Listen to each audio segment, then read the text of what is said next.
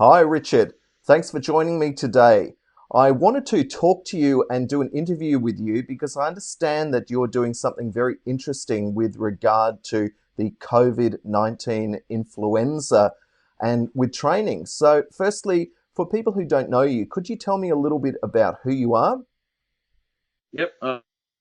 Thanks for having me as well. I've been involved in the RTO space, mainly in education, for the last probably 15 years. I run a training organisation specifically on boutique courses for the body art and beauty industry, and work with local government regards to training specifically more on infection control. So my background is more infection control. I kind of fell into it, Okay. but I've got just a passion for infection control um, and in sterilisation. So I happen to love delivering these particular courses in this subject matter. Yeah. Yeah, look, I understand too that you're involved in obviously the art of tattooing and how tattooing has moved beyond being a Yep. purely decorative method into the Yep. beauty arena of tattooing. So I would Yep. Yep. imagine that there is a requirement for very careful infection control and autoclaving and sterilization. So I guess that's quite similar to what we're talking about today about contagion, because this Yep. transmission of viruses, although they are require a host to live and grow in, it's not too Yep. dissimilar to the transmission pathways for our more common microbes like the bacteria, yeast, and Yep. Yep. fungi. So, is that sort Yep. of your motivation to do this? Definitely, and I think if you look at just your in all industries, not just the beauty industry, we're all very lax when it comes to basic infection control practice, like washing hands. And a lot of people don't understand the word cross contamination. They think Yeah, because you're wearing gloves, it's okay to wear gloves and apron and all the PPE gear, but they just don't know what it's actually used for. So most of the time, they're protecting themselves by putting their clients at risk at most times. So it's more about how to wear this stuff and how to utilize it properly. that's very interesting. And you mentioned Yeah. Easy Training is a RTO. So Yep. obviously, Yep. if anyone jumps onto your website, they can see a whole range of different courses. But this Yeah. one that we're Definitely. talking about today is very specific and focusing Yep. on the influenza or COVID-19. Yep. In a sense, do you see that as a new development in the RTO space? I look. I haven't really heard of anyone else doing something like this. This is a specific course mainly for the public to Okay. help people understand this particular bacteria and this virus. Um, and and it's probably for more of a tick and flick for employers for their employees to understand it, not just say, oh yeah, I'll wash my hands. This way they actually do a course Yes. that gives them a certificate, and then the employers know they've done it and understand that this actual virus really well. Well, that certainly makes Because sense. yeah. So I think it's more about the employer, and it's about more people covering their bums, really, Okay. and understanding this virus and how they can help each other and help themselves. Yeah. Well, at the end of the day, public health is all about education and then people making Yep. active steps to embody the principles that they might have been told. Yep. And this is important. Yep. This is critically important now more than ever.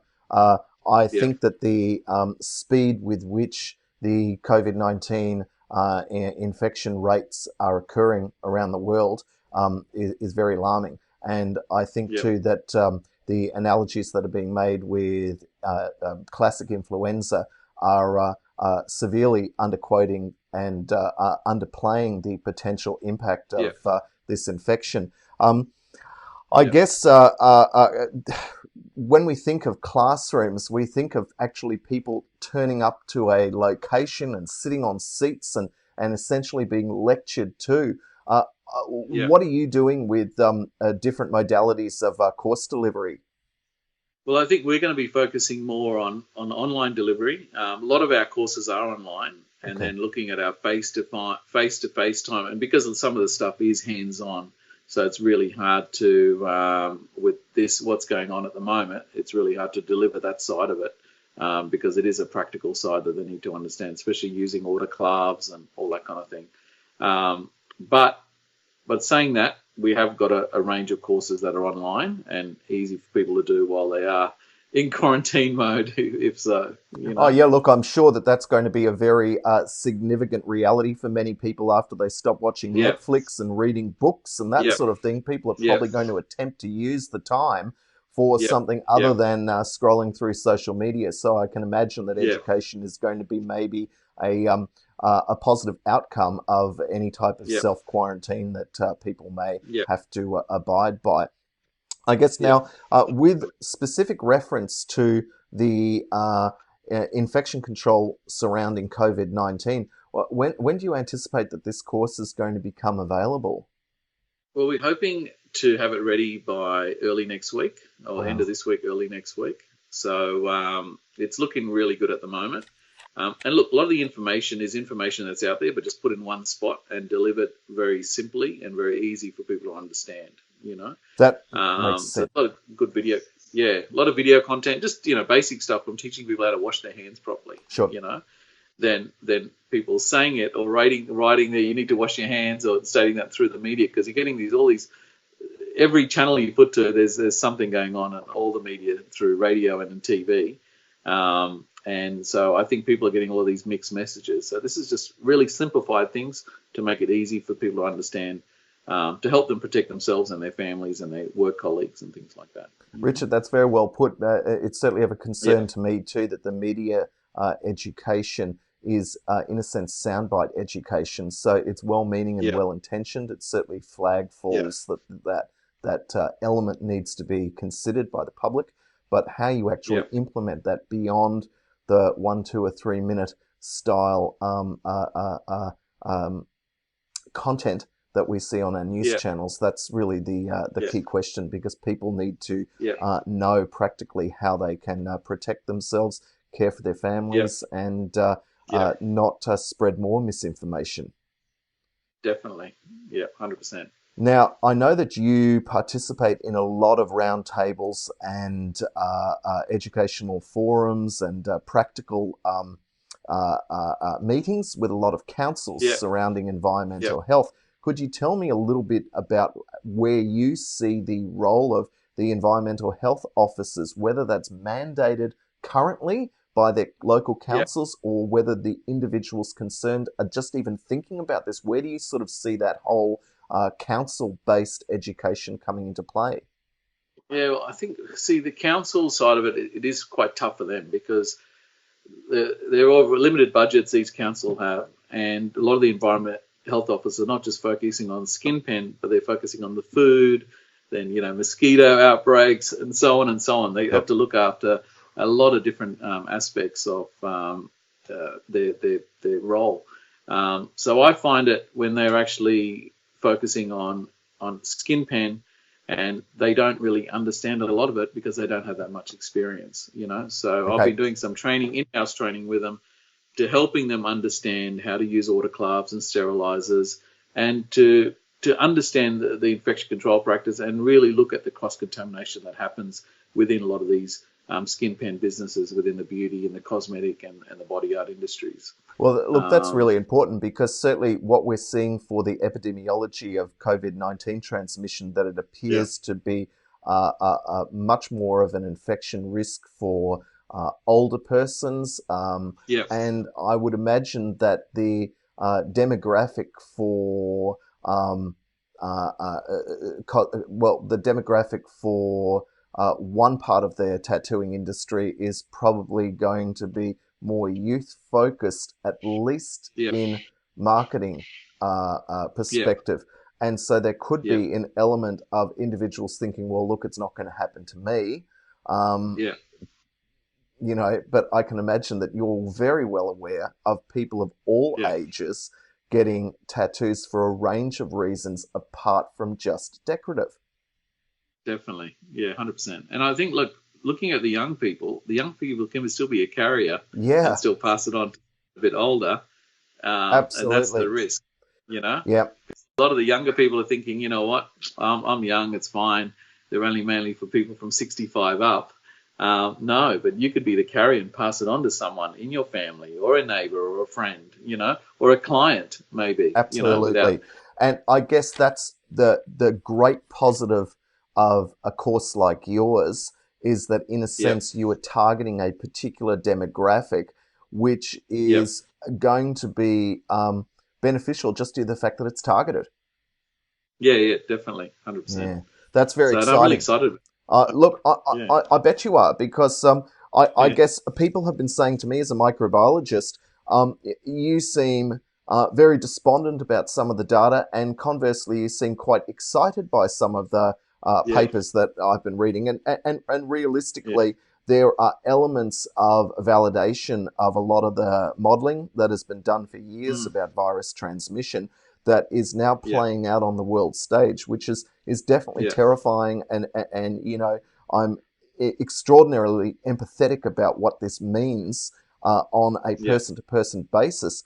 But the reality is Yeah. that we do need to be discussing some of the fundamental issues about infection control. And Yeah. now is a wonderful time to do this. And if you can reach a high percentage of a very significant demographic, including all the people who require or want cosmetic tattooing. This is a wonderful thing that you're doing for public health, Richard. Yeah. Yeah.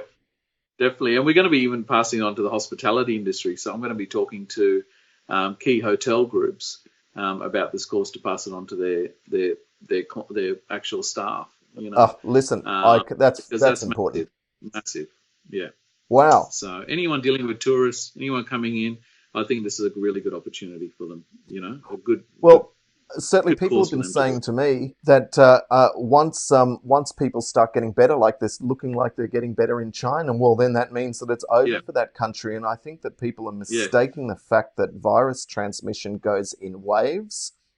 Oh, And definitely. Yeah. this means that even if a particular geographical region is less susceptible in the near term or now, it doesn't necessarily Yeah. mean that they will be not at risk at some point in time. So Yeah.